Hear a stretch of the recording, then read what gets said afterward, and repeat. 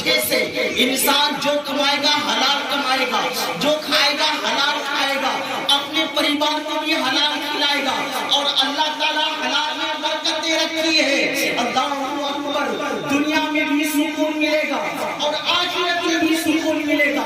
اور جو انسان خدا کی یاد سے غافل ہو جاتا ہے وہ چیز تباہ اور برباد ہو کر رہ جاتی ہے۔ دوست اور بزرگوں، اسی لیے اس کائنات میں جتنی ساری چیزیں ہیں، ساری چیز رب العالمین کی یاد میں مشغول ہے۔ میرے پیارے بزرگوں، دوستوں، سوچئے ذرا، ایک بزرگ نے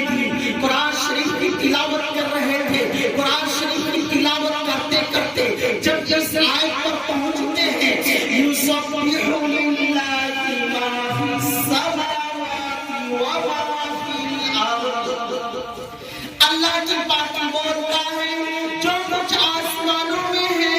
اور جو کچھ زمینوں میں ہے، ساری چیز اللہ کی یاد میں مشغول ہے۔ جب وہ بزرگ اس آیت کریمہ کو پڑھتے ہیں تو دل میں خیال کیا کہ جب ساری چیز اللہ کی یاد میں مشغول ہے تو پھر ان چیزوں کی آواز ہمیں سنائی کیوں نہیں دیتی ہے؟ اللہ اکبر، دوستوں اور بزرگوں، ابھی دل میں خیال ہی کیا تھا کہ جنہیں میں اس کو پیشاب کی حاجت ہوئی، اور جب پیشاب کی حاجت ہوئی تو اس نے استنجا کرنے کے لیے ایک لوٹے کو اٹھاتے ہیں، اس لوٹے کو استنجا خانے کی طرف جب لے جایا جا رہا ہے، اس لوٹے سے اللہ کی آواز آنے لگی، وہ بزرگ حیران و پریشان ہوئے، وہ بزرگ اس لوٹے کو رکھ دیتے ہیں،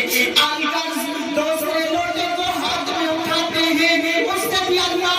کی آوازیں آنے لگی، وہ بزرگ حیران و پریشان ہوئے، اس لوٹے کو بھی رکھ دیتے ہیں، لہٰذا ایک ڈھیلے کو اٹھاتے ہیں، جب ڈھیلے کو اٹھا کر کے سوچنے لگے کہ ڈھیلے سے استنجا کو سکھا لیا جائے گا اور حاجتیں پوری ہو جائیں گی، جب ڈھیلے کو لے جایا گیا تو اس ڈھیلے سے بھی اللہ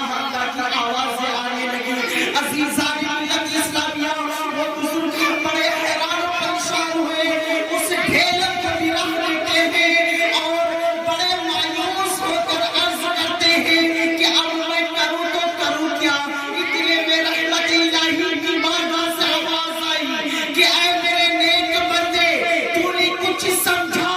کہ یہ ساری چیزوں کی آواز تمہارے کانوں میں اس لیے نہیں آتی ہے کہیں تمہاری کھیتی باڑی نہ رک جائے، کہیں تمہارا دھندا پانی نہ رک جائے، کہیں تمہاری تجارت نہ رک جائے، جس کی وجہ سے ان ساری چیزوں کی آواز تمہارے کان میں نہیں آتی ہے۔ اس واقعہ سے معلوم ہوا، پتہ چلا کہ ساری چیز اللہ کی یاد میں مشغول ہے۔